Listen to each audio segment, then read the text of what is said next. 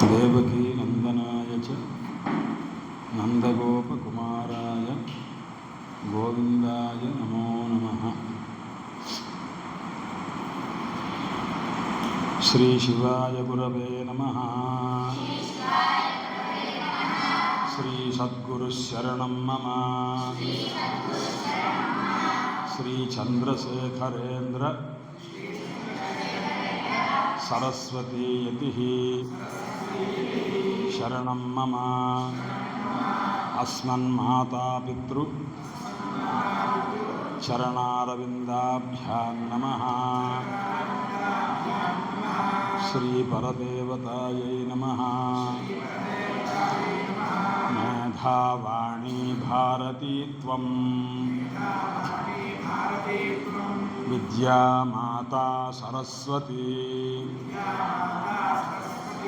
బ్రాహ్మీ మాయా వర్ణమయీ పరాద్యా కృతిరవ్యయా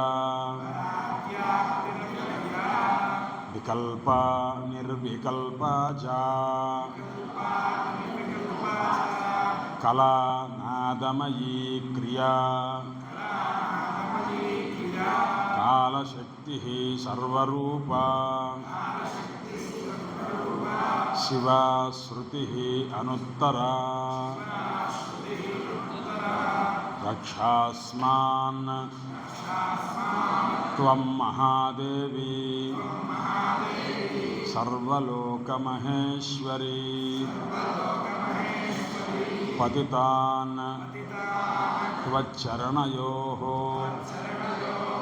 రక్షదేవి నమోస్తుతే. మాలినీ మహేశచాలినీ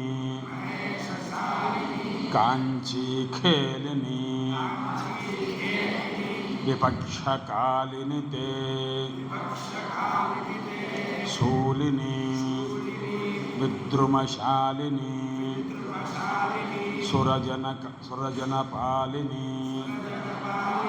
కపాలినీ నమోస్తు. ఇప్పుడు చెప్పిన శ్లోకము చివరి చెప్పాను కదా, ఈ శ్లోకము మూక పంచశతి అని ఒక పుస్తకం. మూక పంచశతి అంటే మూగవాడు 500 శ్లోకాలు చెప్పాడు. మూగవాడు శ్లోకాలు చెప్పగలడా? చెప్పలేదు. పూర్వకాలంలో కాంచీపురం, కంచి అంటాంగా మనం, కంచి అని ఒక ఊరుందిగా, తిరుపతికి అవతల ఉందన్నమాట. అక్కడ కంచిలో అమ్మవారి పేరేమిటి? కామాక్షి అమ్మవారు ఉంటారు. ఆ కామాక్షి అమ్మవారు పెద్ద గుడి ఉంటుంది. అది కామకోటి స్వాముల వారే అంతా అక్కడ పూజ అంతా కూడా ఏర్పాటు చేస్తుంటారు. ఆ కాంచీపురంలో కామాక్షి అమ్మవారి గుడి ఉంది. ఆ గుడిలో ఒక పూజారి ఒక ఆయన ఉన్నారు. ఆ పూజారికి లేక ఒక పిల్లవాడు కలిగాడు. చాలా కాలానికి ఆయనకి 50 ఏళ్ళు దాటిన తర్వాత ఒక పిల్లవాడు, ఒక మగ పిల్లవాడు పుట్టాడు. ఆ పుట్టిన పిల్లవాడు వాడికి అదృష్టం లేదో ఏమో, అతనికి మాటలు రాల. 1 సంవత్సరం ఈసారి 2 ఏళ్ళు, 3 ఏళ్ళు, 4 ఏళ్ళు, 5 ఏళ్ళు. 5 ఏళ్ళు వచ్చినా కానీ మాటలు రాకపోయేసరికి మౌనంగా ఉండేవాడు, మాట్లాడకుండా ఉండేవాడు. ఉంటే అప్పుడు ఆ పిల్లవాడికి ఇంకా ఉపనయనం చేద్దాం అనుకున్నారు. ఎందుకంటే శంకరాచార్యుల వారికి కూడా 5 ఏళ్ళప్పుడే ఉపనయనం చేసేశారు. అలాగే ఈ మూగగా ఉన్న పిల్లవాడికి ఉపనయనం చేసి అతనికి గాయత్రి మంత్రం ఉపదేశం చేసి కామాక్షి అమ్మవారి దగ్గరికి గుళ్ళో తీసుకొచ్చి, అమ్మా ఈ పిల్లవాడిని నువ్వు ఇచ్చావు, ఈ పిల్లవాడికి గాయత్రి మంత్రం చెప్పేశాను చెవులో, కానీ పిల్లవాడు పలకట్లేదు, నువ్వు ఇచ్చిన ఈ మూగ పిల్లవాడిని నువ్వే తీసుకో, మాకు అక్కర్లేదు, మేమేం చేసుకుంటాం, ఏ రకంగా మేము చెప్పిన మాట వినట్లేదు, చెప్పట్లేదు, మాకు చాలా బాధగా ఉంది, మేము ఎంతో పూజ చేస్తే ఈ పిల్లవాడు మాకు కలిగాడు, ఆ పిల్లవాడు నీ దయ వల్ల కలిగాడుగా, కానీ మూగగా ఉన్నాడు, అందువల్ల ఈ పిల్లవాడిని అది మాటలు వచ్చేట్టు చేస్తావో నీ దగ్గరే ఉంచేసుకుంటావో అని ఒకరోజు సాయంత్రం తీసుకెళ్ళి రాత్రి ఆ కామాక్షి అమ్మవారి గుళ్ళో పడేసి ఆ పిల్లవాడిని తలుపేసేసాను. తలుపేసి రేపు పొద్దున్న దాకా తీయను, ఆ తల్లి ఏం చేస్తుందో చూద్దాం అని ఆ గుళ్ళో వేసేసాను. గుళ్ళో వేసి తలుపేసేసాను. ఆ తల్లి చెప్పింది, వద్దండి అలా చేయకండి, పిల్లవాడు భయపడిపోతాడు, వద్దు, వాడు చిన్నవాడు అని పాపం చెప్తున్నది. లేదు, అమ్మవారు ఇచ్చారు, అమ్మవారికే ఇచ్చేద్దాం, ఆమె ఏం చేసుకుంటుందో చేసుకోలేదు అని గట్టిగా పట్టుదల పెట్టి కామాక్షి అమ్మవారి గుళ్ళో వేసేసి తలుపేసి ఇంటికి వచ్చేసారు.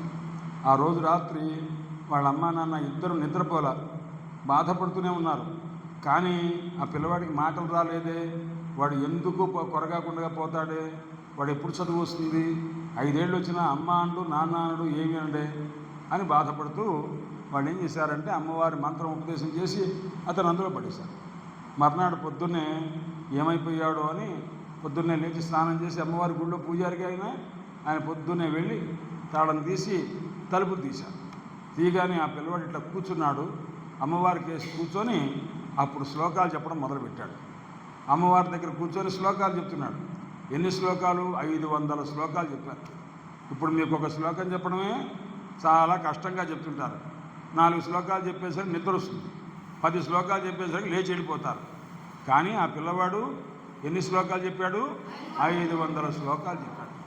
దాన్ని పంచశతి అంటారు. పంచ అంటే 5, శతి అంటే 100. పంచశతి అంటే ఎన్ని శ్లోకాలు? 500 శ్లోకాలు అన్నమాట.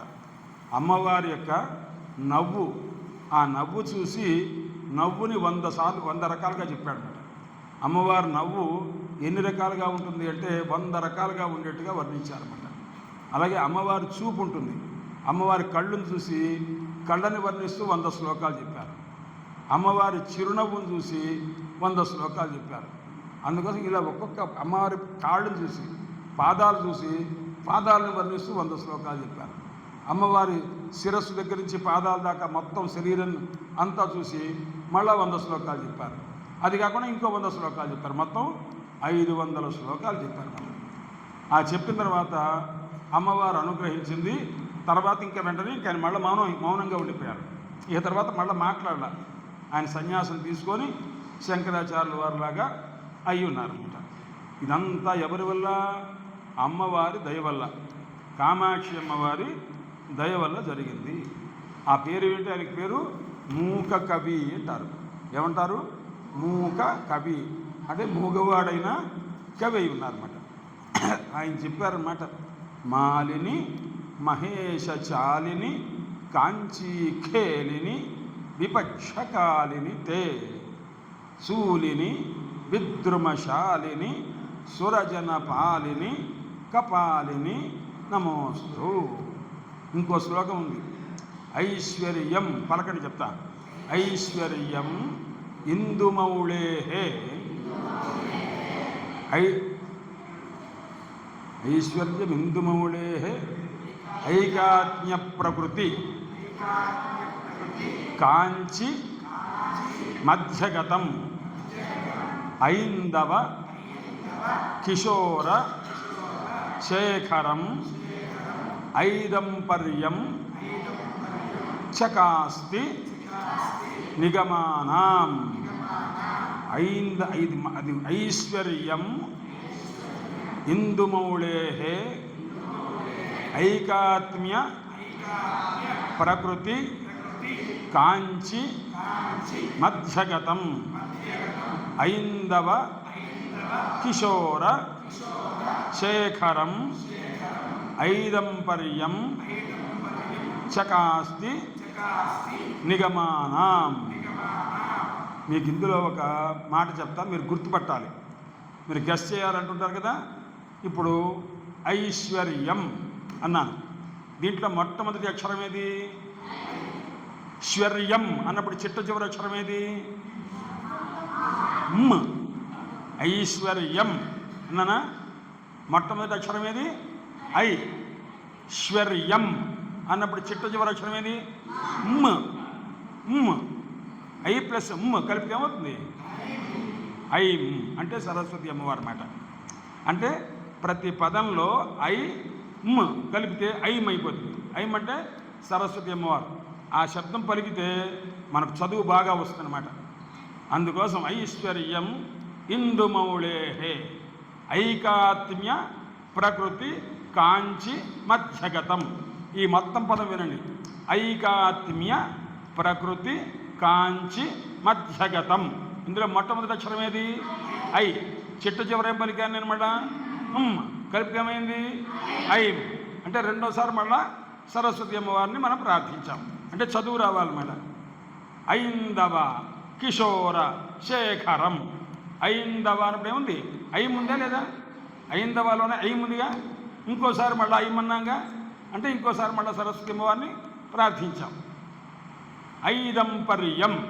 ఇక్కడ చూడు, ఐదంపర్యం అని ఉంది.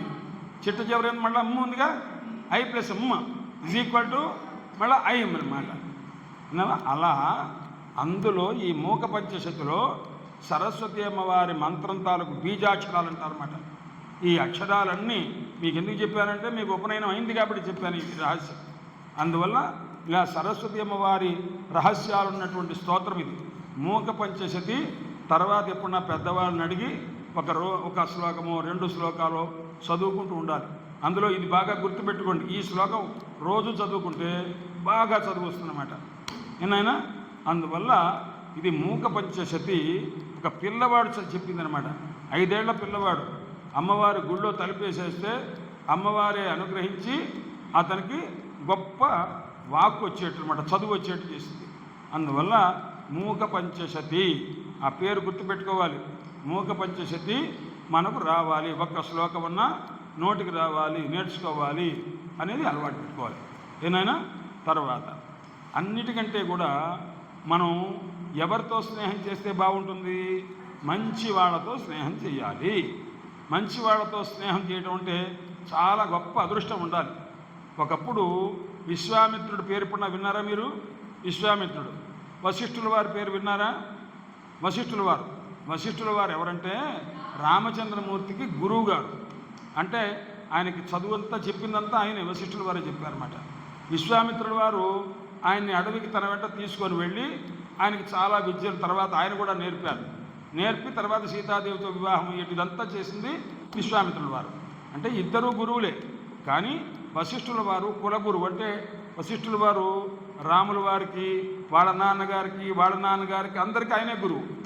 ఎంత వయస్సున్నా సరే ఈ రాముల వారి వంశంలో ఉన్న వాళ్ళందరికీ గురువు ఎవరు? వశిష్ఠుల వారు.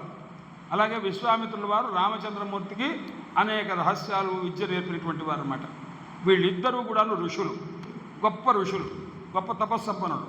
విశ్వామిత్రుల వారు ఎక్కువ తపస్సు చేశారు, వశిష్ఠుల వారు తపస్సు చేశారు. ఒకసారి వీళ్ళిద్దరూ కలుసుకునేసరికి ఇద్దరికి ఒకళ్ళ మీద గౌరవం ఉంది. ఎందుకంటే విశ్వామిత్రుల వారు అంటే చాలా గౌరవం వశిష్ఠుల వారికి, వశిష్ఠుల వారంటే విశ్వామిత్రుల వారికి గౌరవం. బాగా చదువుకున్నారు, ఇద్దరు తపస్సు చేసేవాళ్ళు. ఒకప్పుడు విశ్వామిత్రుల వారి దగ్గరికి వశిష్ఠుల వారు వెళ్ళారు. ప్రశ్నలు అడుగుతా, ఇందులో క్వశ్చన్స్ అడుగుతా, గుర్తుపెట్టుకోవాలి. విశ్వామిత్రుల వారి దగ్గరికి ఎవరు వెళ్ళారు? వశిష్ఠుల వారు వెళ్ళారు. వెళ్ళేసరికి విశ్వామిత్రుల వారు చాలా సంతోషపడ్డారు. మా ఇంటికి వచ్చారు, మాకు చాలా అదృష్టం అని చెప్పి ఆయన చాలా ఆదరించారు. మనం మన ఇంటికి ఎవరన్నా వచ్చారనుకో, మన ఇంట్లో ఏదైనా పళ్ళున్నా, లేకపోతే బట్టలు ఉంటేనో, లేకపోతే ఇంకేదైనా ఉంటేనో అది మనం గిఫ్ట్గా ఇస్తుంటాం కదా. కానీ వాళ్ళు ఋషులు, వాళ్ళ దగ్గర ఇవన్నీ ఉండవు. ఈ బట్టలు కానీ లేకపోతే పళ్ళు గిళ్ళు కానీ ఎవరు ఇచ్చేది పద్ధతి ఉండదు. వాళ్ళకి ఏ పూట ఉంటే ఆ పూట తింటమే తప్ప దానికోసం కొనుక్కోవడం, దాచుకోవడం, ఫ్రిడ్జ్లో పెట్టుకోవడం ఉండదు. అందువల్ల వాళ్ళ దగ్గర ఏది ఉండదు. ఇలా ఉంటే ఒకసారి వశిష్ఠుల వారి దగ్గరికి వశిష్ఠుల వారు వచ్చారు కదా విశ్వామిత్రుల వారి ఇంటికి. అప్పుడు ఆయన ఏం చేశారంటే ఆయనకి ఇవ్వడానికి ఏదీ లేదు. అందుకోసం ఆయన ఏం చేశారంటే ఆయన చాలా కాలంగా కొన్ని వేల సంవత్సరాలు తపస్సు చేశారు. ఆ తపస్సు చేసిన దాంట్లో 1000 సంవత్సరాల తపస్సు ఆయనకి ఇచ్చేశారు. విన్నావా?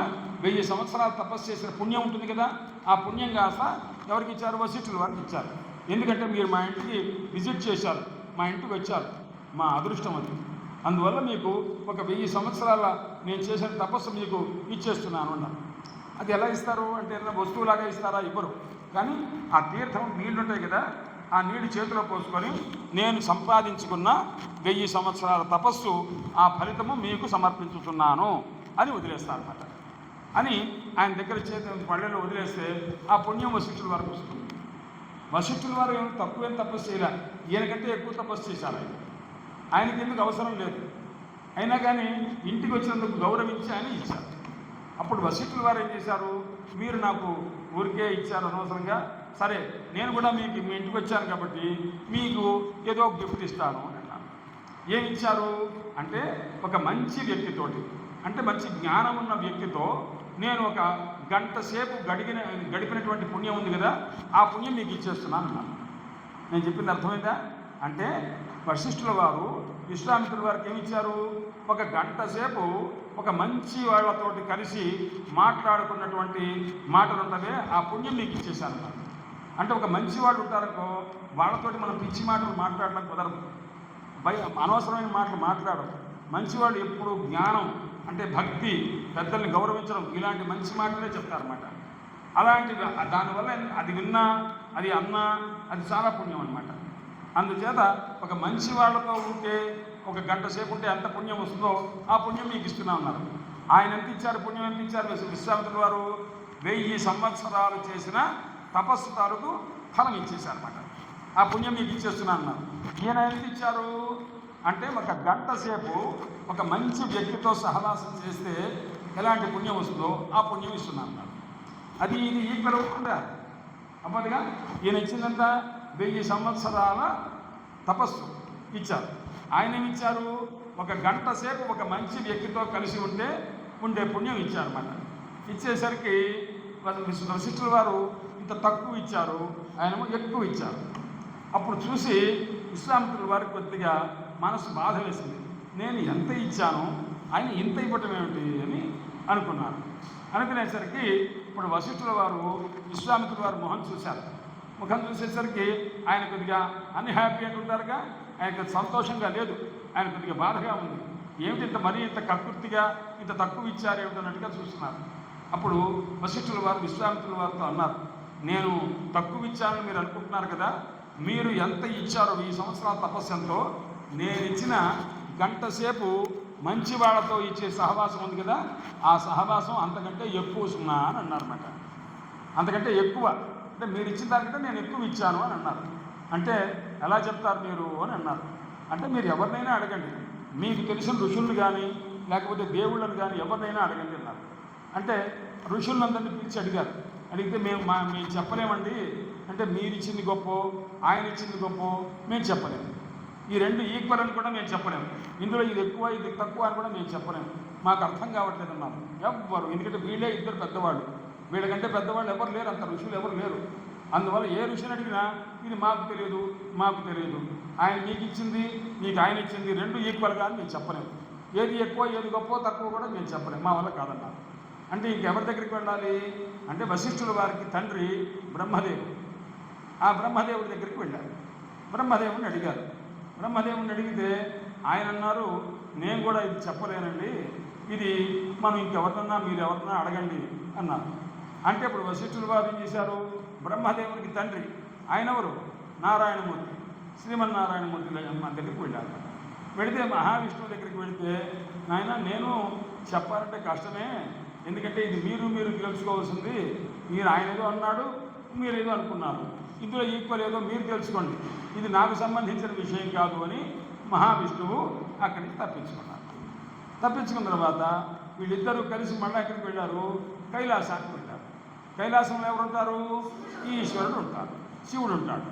అక్కడికి వెళ్ళేసరికి ఏమంటే ఇలాగా నేను ఆయన ఇంత ఇచ్చాను, 1000 సంవత్సరాలు తపస్సు ఇచ్చాను, వశిష్ఠుల వారేమో గంట సేపు ఆ మంచి వ్యక్తితో కలిసితే ఉన్నటువంటి పుణ్యం ఇచ్చారు, ఈ పుణ్యం ఆ పుణ్యం ఈక్వల్ అవుతుందా అని అడిగారు. అడిగితే ఆయన ఏం చేశారంటే, నేను అది చెప్పేవాడినే కానీ ఈ మధ్యన చిన్న ఇన్సిడెంట్ జరిగింది, అందువల్ల నాకు సరిగ్గా పనిచేయట్లేదయ్యా, నాకు ఆలోచన సరిగ్గా రావట్లేదు. ఏం జరిగిందండి నేను ఈ మధ్యన విషం తాగాను నేను, అంటే సముద్రాన్ని మరిస్తుంటే అందులో నుంచి విషం పుట్టింది, ఆ విషం తీసుకున్నారు. ఎందుకంటే ఆ విషం బయటకు వదిలేస్తే మనమంతా ప్రాణాలు పోతాం, మనందరికీ ప్రాణాలు పోతాయి అనమాట. అందుకోసం ఆయన ఏం చేశారంటే విషం పుచ్చుకొని కంఠం దగ్గర పెట్టుకున్నారన్నమాట. అందువల్ల ఆ పాయిజన్ నేను పుచ్చుకున్నాను, దానివల్ల నాకు కొద్దిగా బుర్ర సరిగ్గా పనిచేయట్లేదు, అందుకోసం మీకు నేను సరిగ్గా న్యాయం చెప్పలేను, మీ ఇద్దరిలో ఎవరు గొప్పగా ఇచ్చారో నేను చెప్పలేను, కాబట్టి ఇది నేను చేసే పని కాదు, మీరేం చేస్తారంటే ఆదిశేషుడి దగ్గరికి వెళ్ళండి అన్నారు. ఆదిశేషం అంటే తెలుసునా? అంటే ఈ భూమిని మొత్తాన్ని మోసే ఆయన ఆదిశేషం అనమాట. ఇప్పుడు మన ఈ భూమి ఉంది కదా, ఈ ఎర్త్ ఉంది కదా, ఈ ఎర్త్ కింద ఎవరున్నారంటే శేషుడు ఉన్నాడు అనమాట, ఆదిశేషుడు. ఆ ఆదిశేషువే ఈ భూమిని మోస్తారు. ఎన్ని తలకాయలు ఉంటాయి ఆయనకి? 1000 తలకాయలు ఉంటాయి ఆయనకి. 1000 తలకాయల్లో ఒక తలకాయకి చివర అంటే కార్నర్లో ఈ భూమిని మొత్తాన్ని మోస్తారు. అంటే ఆయనకి ఎంత బలం ఉందో చూసుకో. ఆయనకి ఎన్ని తలలు ఉంటుంది? 1000 తలలు ఉంటుంది. 1000 తలల్లో ఈ భూమిని ఎన్ని తలకాయల మీద మోస్తుంటారు? ఒక్క తలకాయ మీద. ఒక్క తలకాయ మీద మొత్తం పెట్టుకుంటారా? లేదు. ఒక తలకాయ ఉంటే ఇంత కార్నర్ ఉంటుంది కదా, ఆ కార్నర్లో ఈ భూమి మొత్తాన్ని మోస్తారన్నమాట. ఇదంతా మళ్ళీ ఖాళీయే, ఇక్కడేం మోయరు. అంత బలం అన్నమాట. అంటే ఇంత ఎర్త్ మొత్తాన్ని కూడా ఒక కార్నర్లో ఈ భూమండలం మొత్తం మోస్తుంటారు కదా, అంత బలం అందుకోమాట. ఎవరైనా ఆదిశేషువు. మనం కొంతమంది శేషుడు అని పెట్టు, శేషకుమార్ అని పేరు పెట్టుకుంటుంటారు అనమాట. ఆయన ఎవరయ్యా అంటే శ్రీ మహావిష్ణువు పడుకునేది ఆ శేషువు మీదే పడుకుంటారు, ఆదిశేషువు మీద పడుకుంటారు అనమాట. ఆ ఆదిశేషువుని పరమేశ్వరుడు తనకు ఈ చేతికి ఆభరణంగా పెట్టుకుంటుంటారు అనమాట. కంఠాభరణంగా, చేతికి ఆభరణంగా పెట్టుకుంటారు. ఎవరు? పరమేశ్వరుడు. అలాంటి ఆ ఆదిశేషువు దగ్గరికి వెళ్ళండి, ఆయన చెప్తారు. ఎందుకంటే ఈ భూమిని మోసేది ఆయనకి తెలుసు ఎవరి బరువు ఏమిటి, ఎవరి గొప్పతనం ఏమిటి తెలుసు అన్నారు. అనేసరికి విశ్వామిత్రుడు, వశిష్ఠుడు మొదట ఎక్కడికి వెళ్ళారు? బ్రహ్మలోకానికి. తర్వాత ఎక్కడికి వెళ్ళారు? వైకుంఠానికి. తర్వాత ఎక్కడికి వెళ్ళారు? కైలాసానికి. కైలాసానికి వెళ్ళిన తర్వాత ఆయన ఎక్కడికి పంపించారు? ఆదిశేషుడి దగ్గరికి పంపించారు. ఆదిశేషుడి దగ్గరికి వెళ్ళారు. ఆయనకి నమస్కారం చేశారు ఇద్దరు. చేసిన తర్వాత అయ్యా ఇలా జరిగింది, నేను ఇది ఇచ్చా, ఆయన ఇది ఇచ్చారు, ఇందులో ఏది గొప్ప మీరు చెప్పండి అన్నారు. చెప్తాను, మీరు మంచి ప్రశ్న వేశారు, మీ ప్రశ్నకి నేను ఆన్సర్ చెప్తాను. ఒక్కసారి ఏం చేస్తారంటే ఈ భూమి మోసాను కొద్దిగా బరువుగా ఉంది, ఇది మీరు ఎవరన్నా నెత్తి మీద పెట్టుకోండి అన్నారు. అంటే కొద్దిసేపు నెత్తి మీద పెట్టుకుంటే నాకు ఈ తలభారం తగ్గుతుంది. తలభారం తగ్గితే నేను ఫ్రెష్గా ఆలోచించి ఎవరిది గొప్పతో నేను తక్కువ చెప్పేస్తానన్నాను. అంటే సరే అని విశ్వామిత్రుల వారు నేను మోస్తానని చెప్పి అలా మోయబోయి నెత్తి మీద పెట్టుకోపోయారు అన్నమాట. పెట్టుకోపోతే ఆయన ఆ బరువు మోయలేక కింద పడిపోయారు విశ్వామిత్రుల వారు. వశిష్ఠుల వారిని నువ్వు మోస్తావా అన్నారు. మోస్తానండి అన్నారు. ఆయనకి ఇచ్చారు. ఆయనకి అసలు నెత్తి మీద పెట్టుకుని హాయిగా మోసారు. గంట సేపు ఇట్ట పట్టుకొని మోసారు. మోస్తే ఇప్పుడు ఎవరు మోసారు, ఎవరు మోయలేదు? మోయలేదు. కాబట్టి ఇద్దరిలో ఎవరిచ్చింది గొప్ప?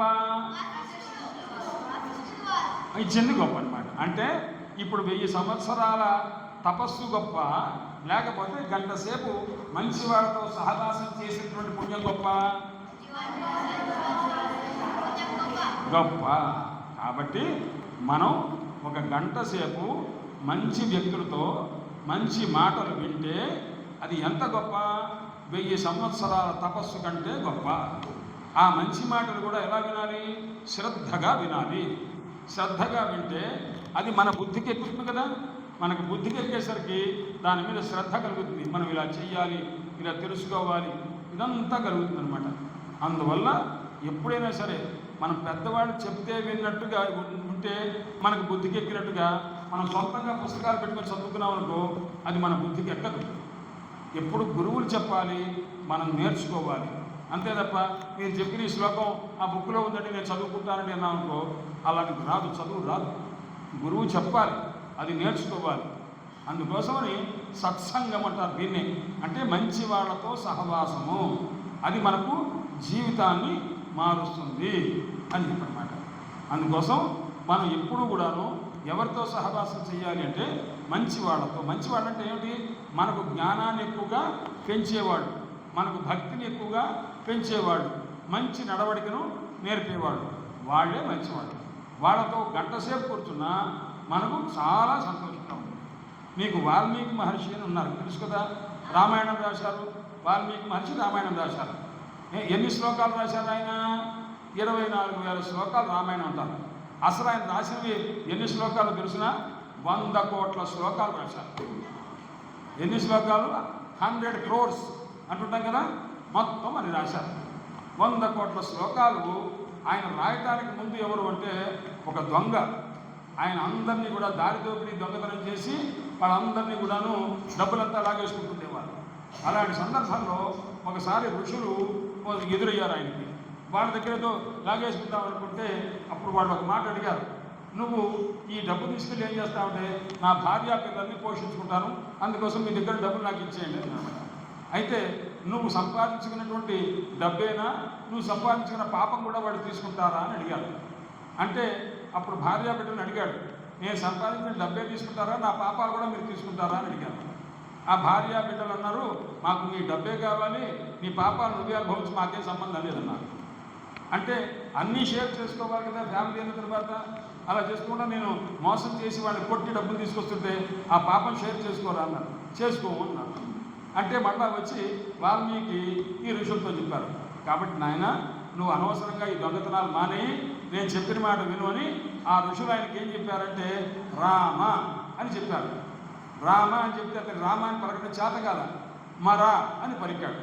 మరా అని పలికితే సరే రామ అనేదాన్ని మరా అన్నావు కదా, పోనీ అలాగే పలుకుతుండు అన్నమాట. మేము వచ్చేదాకా నువ్వు అలాగే పలుకుతుండు అన్నారు. అంటే ఇక అక్కడి నుంచి మరా మరా మరా మరా మరా మరా మరామ అలా అంటూ రామ రామ రామ రామ కొన్ని కోట్లు అయిపోయింది అన్నమాట. కొన్ని కోట్లు అయిపోయిన తర్వాత పెద్ద కవి అయిపోయాడు ఆయన, పెద్ద ఋషి అయిపోయాడు.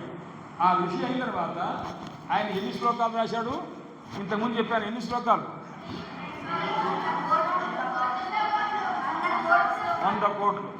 100 కోట్ల శ్లోకాలు చెప్తే అప్పుడు ఆ పుస్తకాలు అంతా అయిపోతుంది, ఈ గది నిండిపోతుంది కదా 100 కోట్లు అంటే. అలా ఆకుల మీద రాసేశారు ఆయన. అంతా రాముడి వారి చరిత్ర 100 కోట్ల శ్లోకాలు. ఈ శ్లోకాలు చూసి దేవతలు వచ్చేసారు, పరిగెత్తుకుంటూ వచ్చారు.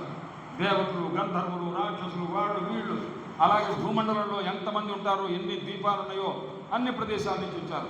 పాతాళంలో ఉన్నటువంటి సర్పాలు, అవి నాగులు ఉంటారన్నమాట, అవన్నీ ఎక్కడున్న వాళ్ళంతా వచ్చారు. అన్ని లోకాల వాళ్ళంతా పరిగెత్తుకుంటూ వచ్చేసారు. వచ్చి ఇది మాది ఇది మాది ఇది మాది అని పనిచేసుకుంటున్నారు. ఇంత లోపల వీడు పోట్లాడుకుంటుంటే ఈశ్వరుడు వచ్చాడు, పరమేశ్వరుడు కైలాసం నుంచి. ఆ పైగా మహావిష్ణువు చెప్పారు, నాయన వాడు గొడవ పడుతున్నారు, వాడికి సరిగ్గా ఇవ్వాల్సింది అన్నారు. అంటే అందరికీ తండ్రి ఎవరు, పరమేశ్వరుడు, లేకపోతే రామచంద్ర శ్రీ మహావిష్ణువు అనమాట. అప్పుడు ఏం చేశారు, పరమేశ్వరుని హెడ్గా పెట్టి మీరే ఇవ్వండి అన్నారు. అంటే ఒక తండ్రి గారి తాలూకు డబ్బులు ఉన్నాయనుకో, ఆయన 3 కొడుకులకి సమానంగా ఇస్తారుగా, అలాగే నేను ఇస్తానని చెప్పి అన్నారు. జాగ్రత్తగా వినండి, ఇక్కడి నుంచి మీకు బాగా తెలుసుకోవాలి. ఇప్పుడు 100 కోట్లు ఉన్నాయి, 3కి పంచాలి. అంటే కింది లోకంలో వాళ్ళని పాతాళ లోకం వాళ్ళు ఉంటారన్నమాట. మధ్యలోకం అంటే మనుష్యలోకం, పైలోకం స్వర్గాది లోకం, పైన 7 లోకాలు, కింద 7 లోకాలు, మధ్యలో మానవ లోకం. అందులో 3 భాగాలు చేసుకున్నారు. 3 భాగాలు చేసుకుంటే 3కి కూడాను 100 కోట్లు పంచాల్సి వచ్చింది. అప్పుడు ఏం చేశారు, ఈశ్వరుడు ఆయన అన్నారు, పంచి ఆయన ఎవరు, ఈశ్వరుడు కదా, ముందు మీరు కొంత షేర్ తీసుకోండి అన్నారు.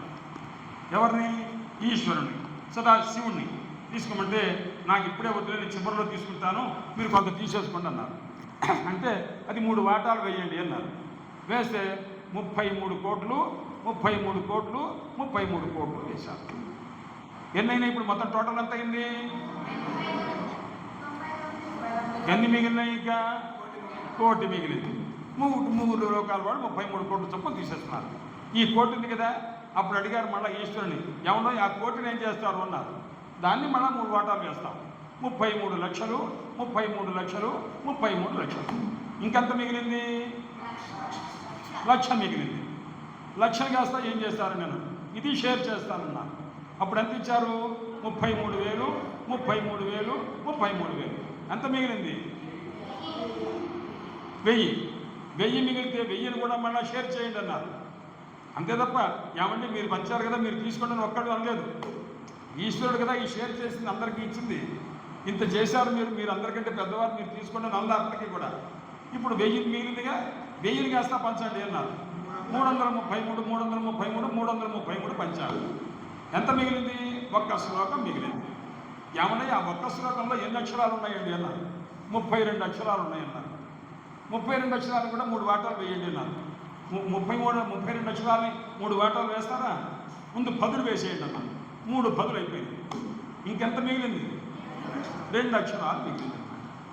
ఆ 2 అక్షరాలు ఏమిటది, రామ అని 2 అక్షరాలు మిగిలింది. ఇప్పుడు పరమేశ్వరుడు వీళ్ళు అడిగారు, ఏమంటే దాన్ని కూడా షేర్ చేస్తారు అన్నారు. మీ బండపడా, ఇంత కష్టపడి చెప్పాను, నాకు ఏమీ ఇవ్వరు, పుచ్చుకోమని అనలేదు ఒక్కసారి కూడా, ఒక్కడు కూడా. ఈ 2 అక్షరాలు నేను తీసుకుంటాను అన్నమాట. అప్పుడు ఆ రామ అనే 2 అక్షరాలు తీసుకుంది ఎవరు? ఈశ్వరుడు తీసుకున్నారు. అందుకోసం కాశీలో ఇప్పుడు కూడా, కాశీలో ఎవరైతే దేహాన్ని విడిచిపెడతారో, అంటే ప్రాణాన్ని విడిచిపెడతారో, అప్పుడు పరమేశ్వరుడు వాళ్ళ చెవిలోకి వచ్చి, చెవి దగ్గరికి వచ్చి రామ అని ఉపదేశం చేస్తారన్నమాట. అలా అక్కడ వాళ్ళందరూ మోక్షం పొందుతారు, కాశీలో మరణించిన వాళ్ళు అని అంటారన్నమాట. అలా గొప్పగా రాశారు ఎవరు? వాల్మీకి మహర్షి 100 కోట్ల శ్లోకాలు రాశారు. ఆ 100 కోట్ల శ్లోకాల్లో అన్ని లోకాల వాళ్ళు తలా కొద్దిగా కొద్దిగా కొద్దిగా పంచుకుంటే మనకు ఈ భారతదేశంలో ఎంత మిగిలింది? 24,000 శ్లోకాలు మాత్రం వచ్చింది. భారతదేశంలో ఈ జంబూ ద్వీపంలో ఈ ప్రదేశంలో మనకు వచ్చింది. ఇంకా కొన్ని చోట్ల వేరే వేరేగా ఉంటుందన్నమాట. అందువల్ల 24,000 శ్లోకాలు రామాయణమే మనం చదువుకుంటూ ఉన్నాము. ఇది దేనివల్ల వచ్చింది? ఒక మహర్షులు ఒకే ఒక్కసారి కలిసి, 7 ఋషులు అనమాట, 7 ఋషులు కలిసి ఇతను దొంగతనం చేస్తుంటే, నాయన నువ్వు దొంగతనం మానే, లేదు నువ్వు దొంగతనం చేస్తావనుకో, దీని తాలూకు పుణ్యమే, దీని తాలూకు డబ్బే కాకుండా ఈ పాపాన్ని కూడా మీ ఫ్యామిలీ వాళ్ళు తీసుకుంటారా అడిగిరా అన్నారు. అది అడిగి వచ్చేసరికి వాళ్ళు ఏమన్నారు? మాకు నీ పాపం అక్కర్లేదు, నీ డబ్బు కావాలి అన్నారు. అనేసరికి అప్పుడు ఇతనికి బాధ కలిగింది. ఇలా అన్నారని నేను, అందుకోసమే ఇలాంటి పిచ్చి పనులు చేయదురాపై రామ అనరా అంటే, రామ అని కూడా మరా అన్నాడు. మరామ రామ రామ రామ రామ రామ రామ రామ రామాయి. అలా గొప్ప కవి అయిపోయాడు మహానుభావుడు. మొట్టమొదటి కవి, ప్రపంచంలో మొట్టమొదటి కవి ఎవరంటే వాల్మీకి మహర్షి మొట్టమొదటి కవి. పోయిట ఆయనే అనమాట. అందుకోసమని ఆయన రాసినటువంటి రామాయణమే ఇప్పుడు మనం చదువుకుంటున్నాం. ఇది ఎంతసేపట్లో వాళ్ళతో ఈ స్నేహం కలిగింది? ఎంతసేపు ఋషులు వచ్చి మాట్లాడారు? ఒక 10 నిమిషాల లోపు మాట్లాడారు. 10 నిమిషాల లోపు ఎంతకాలం నుంచో దొంగతనం చేస్తూ చెడ్డలవాట్లు పెట్టుకున్నటువంటి ఆ వాల్మీకిని ఒక 10 నిమిషాల లోపల మంచి మాటలు చెప్పి మార్చారా లేదా? ఎంత వాడయ్యాడైనా పెద్ద కవి అయిపోయాడు కదా.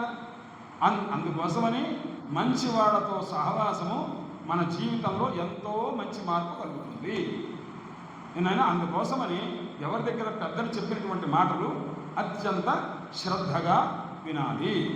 ఎప్పుడైనా గురువుల దగ్గర చదువుకున్న చదువే వస్తుంది తప్ప మనం సొంతంగా చూసుకున్నాం అనుకో, ఎంత కష్టపడ్డా రాదు. భారతంలో ఒక కథ ఉంది. ఈ కథ చెప్పి సాపేద్దాం, సరేనా? పూర్వకాలంలో 2 ఋషులు ఉన్నారు. 2 ఋషులు, భరద్వాజ మహర్షి, రైభ్య మహర్షి. ఈ మొదటి ఋషి పేరేంటి? భరద్వాజ మహర్షి. భారద్వాజ గోత్రులు ఉన్నారు ఎక్కడ? ఎవరన్నా అదిగో వెనకాల చూడు తెలుస్తుంది. భారద్వాజ సగోత్ర. మీ గోత్రం ఏంటి? ఈ పిల్లవాడు మొదటివాడు వాధూలస. అది పరశురాముల వారి గోత్రం. మంచి కోపంగా ఉంటారన్నమాట. విన్నావా? అలా అందుచేత కోపం ఉంటుందా నీకు? అప్పుడప్పుడు చికాకు ఉంటుందా? అందుచేత పరశురాముల వారికి ఇష్టమైన గోత్రం ఉందన్నమాట. అయితే ఇప్పుడు చూడు, చేసి చెప్పేసి ఇప్పుడు భారద్వాజ సగోత్రుడు అంటారు. భరద్వాజ మహర్షి అని అన్నాడు. భరద్వాజ మహర్షికి ఇంకో స్నేహితుడు. ఆ స్నేహితుడి పేరేంటి? రైభ్యుడు అని అంటారు. ఈ రైభ్యునకు 2 పిల్లలు. భరద్వాజునకు ఒక్క పిల్లవాడు. ఆ ఒక్క పిల్లవాడి పేరు యవక్రీతుడు అంటారు. యవక్రీతుడు అని అంటారు. ఈ రైభ్యునకు 2 కుమారులు, అర్వావసు పరావసు. అర్వావసు పరావసు అని ఇద్దరు. వాళ్ళిద్దరు చాలా బుద్ధిమంతులు. తండ్రి ఎలా చెప్తే అలా వింటాం. తండ్రే గురువు వాళ్ళకి. పూర్వకాలంలో పిల్లల్ని తమ పిల్లలకి తామే చదువు చెప్పేవాళ్ళు. వాళ్ళ స్కూళ్ళకి పంపించడం, అక్కడ పంపించడం ఇట్లా ఉండేది కాదు. ఒకప్పుడు ఇక్కడ మన దగ్గర చదువు సరిగ్గా లేదు అనుకున్నప్పుడే ఇంకో చోటికి పంపించేవాళ్ళు. అందుచేత తండ్రి గారే ఆ పిల్లలకి చదువు చెప్తుండేవాళ్ళు. ఇప్పుడు రైభ్యుడు తన కుమారులైనటువంటి అర్వావసుకి పరావసుకి బాగా చదువు చెప్పారు. చదువు నేర్చుకొని వాళ్ళు చాలా విద్వాంసులు అయ్యారు. అంటే గొప్ప పండితులు అయ్యారు. వాడు పండితులు అయ్యారు, కానీ వాడికి ఎక్కువగా ప్రచారం లేదు, బయటికి వెళ్ళేవాడు కాదు. అందువల్ల వాళ్ళ యొక్క పాండిత్యం తెలిసేది కాదు. ఇప్పుడు ఇంకొక ఆయన ఉన్నారుగా, భరద్వాజుడు. భరద్వాజుడు కుమారుడు పేరు ఏం చెప్పాము? యవక్రీతుడు. ఆ యవక్రీతుడికి చదువుకోవటం ఇష్టం లేదు. నేను చదువుకోకుండా తపస్సు చేసి తపస్సు వల్ల నేను సంపాదించేస్తాను చదువు. ఇది ఎక్కువసేపు కష్టపడి 10 సంవత్సరాలు 15 సంవత్సరాలు కష్టపడి చదవాలి. ఇలా కాకుండా ఒక 5-6 సంవత్సరాలు తపస్సు చేసేస్తే షార్ట్ టైంలో భగవంతుడు ప్రత్యక్షమైపోతే నాకు అన్ని చదువులు వచ్చేయాలని ఆయన కోరితే ఆయన ఇచ్చేస్తారు కదా అని ఆయన అనుకున్నాడు. అలా మొదలుపెట్టి తపస్సు చేస్తున్నాడు. ఎవరు? యవక్రీతుడు తపస్సు చేస్తుంటే ఒకసారి ఇంద్రుడు వచ్చాడు. ఇంద్రుడు వచ్చి స్వర్గలోకి నుంచి, నాయన ఏం చేస్తున్నావు నువ్వు అన్నాడు. నేను తపస్సు చేసి చదువు సంపాదించాలి అంటే చదువుకోవచ్చు కదా, గురుకులకు వెళ్ళి గురువు దగ్గర చదువుకోవచ్చు, మీ నాన్నగారి దగ్గర చదువుకోవచ్చు కదా అన్న. చదువుకొని ఎక్కువ టైం వేస్ట్ చేసుకోవడం నాకు ఇష్టం లేదండి, చదువుకోవడం అంటే నాకు బద్ధకం, అందుకోసం నాకు చదువు అలా వద్దు, నేను తపస్సు చేసుకుంటే అమ్మవారు దేవుడు ఎవరో ప్రత్యక్షం అవుతారు కదా, ఆయన అడిగేస్తే ఆ మైండ్లోకి అన్ని చదువులు వచ్చేస్తాయి, నాకు అలా రావాలి అంటే అలా రాదు నాయన, చదువు మాత్రం గురువుల దగ్గర చదువుకుంటేనే వస్తుంది, అంతే తప్ప దైవానుగ్రహం చేత వచ్చేది అందరికీ అవకాశం లేదు, నీకు అలాంటి అవకాశం లేదు, చెప్పిన మాట విను, తండ్రి దగ్గర చదువుకో అన్నాడు. వినడా, ఇంద్రుడు వచ్చి చెప్పినా వినలేదు. అయితే మళ్ళీ ఆయన వెళ్ళిపోయిన తర్వాత మళ్ళీ ఇంకా తపస్సు చేయడం మొదలుపెట్టారు. చూచారు, ఇంకా చాలా 2 సంవత్సరాలు 3 సంవత్సరాలు మళ్ళీ చేశారు. చెప్పిన తర్వాత అప్పుడు కూడా చెప్పారు, నాయన నువ్వు ఈ లోపల వాళ్ళు బాగా చదివేసుకున్నారు, ఈ అర్వావసు పరావసు బాగా చదువుతున్నారు, మంచి పేరు తెచ్చుకున్నారు, వీళ్ళిద్దరు మాత్రం మారలేదు. మారకపోయేసరికి మళ్ళీ ఈసారి ఇంద్రుడు ఏం చేశారంటే, నాయన నేను చెప్పిన మాటను ఇలా చేయవద్దు అని మళ్ళీ చెప్పాను. అయినా కానీ వినలేదు. ఈసారి ఏం చేశాడంటే ఆయన వీళ్ళు తపస్సు చేసుకునేది ఎక్కడ చేసుకుంటున్నాడు, ఇతను ఈ యవక్రీతుడు అనేవాడు గంగా నది దగ్గర చేసుకుంటున్నాడు. గంగా నది దగ్గర చేసుకుంటుంటే మూడోసారి ఇంద్రుడు ఏం చేశాడంటే బ్రాహ్మణ వేషం తీసుకున్నాడు. ఒక ముసలి బ్రాహ్మణలాగా వచ్చాడు. ముసలి బ్రాహ్మణ వేషం వేసుకొని ఆ గంగ దగ్గరికి వచ్చి ఆయన ఏం చేస్తున్నాడంటే, ఇసుక ఉంటుంది కదా గంగ దగ్గర, ఒడ్డు దగ్గర, ఆ ఇసుకను కాస్త తీసి ఏం చేస్తున్నాడంటే గంగలో వేస్తున్నాడు. గంగలో వేస్తుంటే ఈయన తపస్సు చేస్తున్నటువంటి ఈ యవక్రీతుడు చూశాడు. ఏం చేస్తున్నావయ్యా ముసలాయన అన్నారు. ఏం చేస్తున్నానంటే ఇసుక తీసి గంగలో పోస్తున్నాను. ఎందుకు చేస్తున్నావు అన్నారు. ఏం లేదు, ఇక్కడి నుంచి దాటి వెళ్ళాలంటే కొంతమంది గంగ దాటాలంటే ఒక బోట్ ఎక్కి ఆ తర్వాత చాలాసేపు ప్రయాణం చేయడం, ఇదంతా దానికి బోటు నడిపేవాడికి ఏమో డబ్బులు ఇవ్వటం, ఇదంతా చాలా ఎక్కువైపోతుంది, వాడేమో డిమాండ్ చేస్తున్నాడు ఎక్కువ కావాలని, దీనివల్ల వెళ్ళేవాడికి చాలా డిస్టర్బెన్స్ అయిపోతున్నది. నేనేం చేస్తానంటే ఈ ఇసుక దాంట్లో కనుక వేసేస్తే ఈ గంగ కనుక ఆరిపోతుందిగా, అంటే తగ్గిపోతుందిగా, ప్రవాహం అంతా పోతుందిగా, మొత్తం ఇసుక వేసేసరికి ఒక వంతెనలాగా అయిపోతుంది. ఆ వంతెన మీద నడుచుకుంటూ వెళ్ళిపోతారు. నాకు ఎంత వేస్తున్నాడు అతను, చేతిలో గుప్పెడు తీసుకొని అలా వేస్తున్నాడు. ఎవరు? ముసలివాడు. ఇలా వేస్తే ఎంతకాలానికి ఆ గంగంతా ఆరిపోయి అది ఒక వంతెనలాగా రోడ్లాగా తయారవుతుంది? అవుతుందా? ఒక గుప్పెడు ఇసుక వేస్తూ ఇలా రోజంతా చేయి, ఎంత అవుతుంది? అది వేస్తున్న కొద్దీ మళ్ళీ నీళ్లు ఇంకా పెరుగుతూనే ఉన్నవి కానీ తగ్గట్లేదు. ఇలా వేస్తుంటే యవక్రీతుడు చెప్పాడు, ఎంత తెలివి తక్కువ పని చేస్తున్నావయ్యా, నువ్వు ముసలివాడివి, నువ్వు ఎంతకాలం ఉంటావు, ఎంతకాలానికి ఈ నీళ్ళని కాస్త తగ్గిపోయేట్టుగా నువ్వు వంతెనలాగా కట్టడానికి ఎంతకాలం పడుతుంది, చాలా తెలివి తక్కువ పని చేస్తున్నావు, ఇలా చేయవద్దు అని ముసలాయన్ని ఇంద్రుని కాస్త మందలించారు. ఎవరు? యవక్రీతుడు మందలించారు. అప్పుడు ఇంద్రుడు బ్రాహ్మణ వేషంతో ఉన్నాడుగా ముసలి, నాయన అలాగే యవక్రీత, నువ్వు కూడా గురువుల దగ్గర చదువుకోకుండా నేను సొంతంగా తపస్సు చేసి నేను సంపాదిస్తాను చదువున్నావే, అది కూడా అలాగే అసాధ్యం. నేను చేయడం ఎలా అసాధ్యం అన్నావో నువ్వు కూడా గురువు దగ్గర చదువుకోకుండా చదువు రాదు, సొంతంగా చేసుకుంటే వచ్చేది కాదు, తపస్సు చేతనే చదువుస్తాను అనుకోవడం పొరపాటు.